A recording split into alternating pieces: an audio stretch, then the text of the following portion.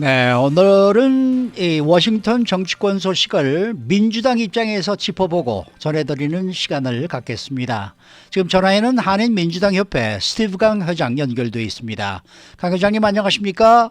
네, 안녕하세요. 네, 내일 목요일이면은 조 바이든 대통령 취임 100일째입니다. 어떤 평가를 내리시겠습니까? 네, 아직까지도 코로나19 팬데믹 이슈가 가장 중요한 이슈라고 많은 분들이 생각을 하고 있는데요. 네, 이러한 부분, 이제 방역, 코로나19 방역 또는 백신, 그리고 경제적인 부분을 봤을 때 저는 개인적으로 높은 평가를 주고 싶습니다. 네, 아마 그 미국 국민들도 저와 비슷하게 생각을 하고 있는 것 같은데요. 그래서 음, 지금 이제 100일을 앞두고 여러 이제 여론조사가 실시되었습니다. 네, 그래서 이번 여론조사를 보면 특히 NBC, 미국 MBC 결과에 따르면 전체적인 조 바이든 대통령의 국정 운영 지지도가 53%로 나왔습니다. 그렇습니다. 네, 그래서 이제 민주당 지지층은 90% 또는 이제 무당 즉 인디펜던트 지지율은 61%. 그리고 공화당에서는 굉장히 낮지만 또 9%가 또 지지를 하고 있고요.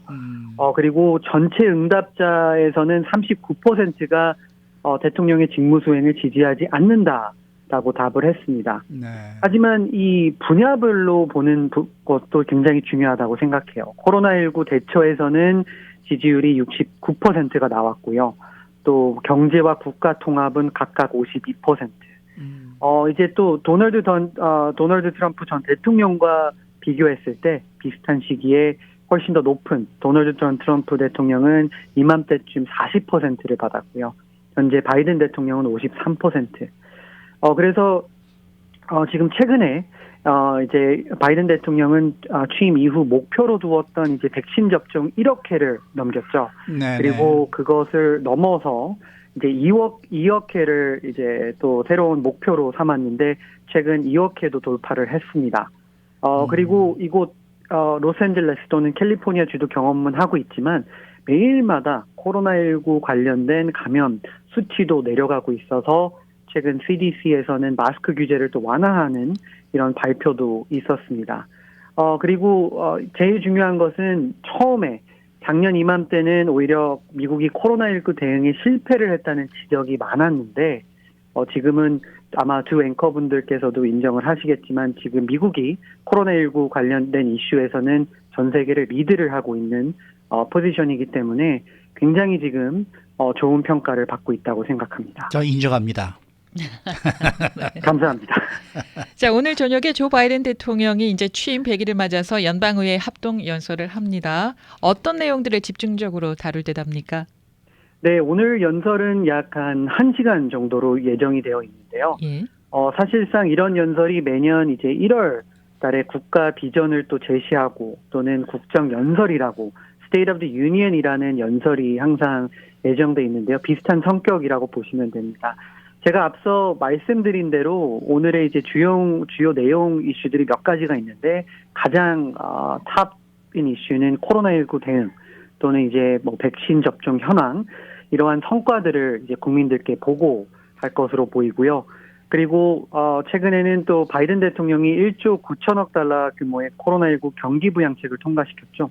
이러한 이야기도 하면서 새롭게 제시되고 있는 2조 달러 규모의 국내 인프라 투자 계획도 아마 이 시간, 이 플랫폼을 사용을 해서 국민들에게 왜 인프라 투자, 왜 2조 달러 규모의 인프라 투자가 필요한지를 프레젠테이션을 하면서 국민들과 소통을 할 것으로 저도 기대를 하고 있습니다. 네. 또는 이제 최근에 조지 플로이드를 살해를 해서 혐의로 모든 혐의가 유죄로 확정된 데릭 쇼빈 전 경찰관 관련해서 미국의 인권, 인종차별 문제, 뭐 경찰 개혁 등 이런 이슈들도 집중적으로 좀 풀어나갈 것 같고요. 그리고 오늘 저녁에 가장 또 중요한 핵심 내용은 미국 가족계, 그렇죠. American Families Plan이라는 새로운 그 플랜을 발표할 것으로 보입니다. 그래서 네, 네. 이번 정책을 조금 더 깊이 들어가 보면 미국 그 어린아이, 나이 3살에서 4살 아이가 다니는 프리스쿨을 모든 국민들에게 무료로 제공한다는 계획인데요. 이것을 또 2열을 가서 미국 의료보험 개혁, 오바마 케어 이런 것들을 조금 더 이제 보충을 해서 프리미엄 같은 것도 내리고 그리고 마지막으로는 이제 외교 정책. 사실 외교 정책을 보면 바이든 정부가 취임 이후 굉장히 이제 포커스했던 국가는 뭐 중국, 러시아, 이란이었는데요. 아마 이런 이슈들을 조금 더 언급을 하고 있지만 저는 개인적으로 기대하고 있는 거는 과연 이제 북한 이슈도 오늘 언급을 할지라는 기대도 있습니다. 네. 자, 지난해 실시된 2020 연방 센서스 결과가 이번 주에 공개가 됐는데 이 센서스 역사상 최초로 캘리포니아주의 경우 인구 감축으로 지금 연방 하원 의석 1개를 잃게 되었습니다. 이번 결과를 어떻게 분석하고 계신지요? 네, 두 분도 아마 작년에 센서스 참여해 주세요라고 굉장히 많이 언급을 해주셨는데요. 물론 어느 정도 예상은 하고 있었던 결과지만 개인적으로 조금 아쉬운 부분도 있습니다. 왜냐하면 물론 이 결과를 보면 미국 전체적인 인구가 7.4% 증가했다는 결과도 있지만 가장 많은 한인들이 거주하고 있는 저희가 살고 있는 캘리포니아 또는 뉴욕주 같은 경우는 인구수 변화로 연방하원 의원 1석을 각각 잃게 되었습니다. 하지만 또 반대로 또 최근에 뜨고 있는 텍사스주나 뭐 플로리다주 이런 곳들은 오히려 뭐 2석, 1석 이렇게 플러스로 되었는데요. 하지만 좀 아쉬운 부분 중 하나는 그 두 분께서도 열심히 노력해 주셨지만 이곳 캘리포니아 같은 경우는 더 많은 분들이 센서스에 참여를 해 주셨다면 지금의 결과가 있지 않았을까라는 아쉬움도 있고요. 오히려 그 가장 많은 인구가 있는 캘리포니아 주에서 뭐 100%는 불가능하겠지만 뭐 더 많은 퍼센티지로 참여를 했다면 오히려 1석을 마이너스가 아니라 플러스로 되지 않았을까라는 생각도 들었고요. 그리고 특히 이번 결과에서 좀 제가 봤던 거는 도널드 트럼프 전 대통령 같은 경우는 센서스 기간 동안 뭐 이민자들의 센서스 참여를 막으려고 뭐 시민권 관련 질문을 추가하려고 했다가 실패를 했죠.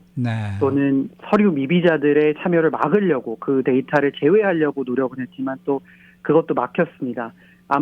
하지만 이런 것들, 이런 액션들이 특히 소수 계층이 많은 캘리포니아 또는 서류 미비자들이 많이 거주하고 있는 캘리포니아 또는 뉴욕 이런 주에서는 좀 안 좋은 임팩트를 나와서 좀 참여율이 좀 저조하지 않았을까라는 분석을 하고 있고요. 뉴욕주 같은 경우는 결과에 보면 89명이 더 추가를 그 센서스 참여를 했으면 지금의 -1이 없었거든요. 그러니까 뉴욕주 같은 경우는 굉장히 아쉽고요. 하지만 오히려 처음 분석에서는 캘리포니아가 2석 이상을 잃게 된다는 분석도 나왔는데 오히려 -1으로 돼가지고 오히려 더 괜찮다는 평도 많이 나오고 있습니다. 네, 그러고 보면은 이제 전체적으로 보면은 진보 성향이 강한 주는 의원석을 잃고요. 플로리다 그리고 텍사스주 같은 보수 성향의 주들은 반대로 의원석이 추가됐잖아요. 자, 이렇게 됐을 때 앞으로 중간 선거 또 앞으로 또 있을 대통령 선거에 당연히 영향이 있을 듯한데 어떻게 전망하십니까? 네, 특히 이제 민주당 입장에서는 중간 선거가 약간 걱정이 됩니다. 지금 두 분도 아시다시피 연방 의회가 물론 민주당이 다수당으로 차지하고 있지만 하원 같은 경우도 그 의원석이 크게 차이가 나지 않고 또 상원 같은 경우도 50대 50으로 카멀라 해리스 부통령이 항상 타이브레이킹 보트를 해야 됩니다. 그래서 이번에 진보 성향이 강한 플로리다나 보수 성향이 강한 플로리다나 텍사스주 이런 곳에 의원석이 추가됐기 때문에 확실히 어드밴티지는 공화당에 있다는 것은 이제 팩트입니다. 하지만 그래도 이런 의원석이 됐지만 이제 선거구 재조정이라는 절차가 남아 있거든요. 이번 선거 센서스 결과를 따라서 모든 선거구가 다시 그리게 되는데 얼마나 민주당 또는 공화당에게 유리하게 그려질지라는 기대감도 있고요. 그래서 조금 더 지켜봐야겠지만 민주당 입장에서는 물론 어드밴티지는 공화당에 넘어갔지만 그래도 특히 아리조나나 텍사스 이런 곳에 조금 더 타겟팅을 하면 이런 의원석을 다시 차지하지 않을까라는 기대도 있습니다. 네. 자, 이제 100일을 지났습니다마는 앞으로의 100일은 어떨 것 같습니까? 네, 저도 기대되는 부분이 많습니다. 하지만 아직 코로나19 팬데믹이 다 잡히지 않기 때문에 그 집단 면역을 향해 아마 바이든 대통령이 굉장히 노력을 많이 할 것 같아요. 지금까지의 백신 접종은 이렇게 받고 싶은 분들의 위주로 많은 분들이 동참을 했다면 앞으로의 100일이 오히려 더 중요하거든요. 이제는 백신을 기피하는 사람들을 조 바이든 대통령 또는 저희 모두가 설득을 해서 백신을 맞게 해서 미국이 집단 면역을 형성하게 하는 것이 굉장히 중요하다고 생각을 하고요. 네.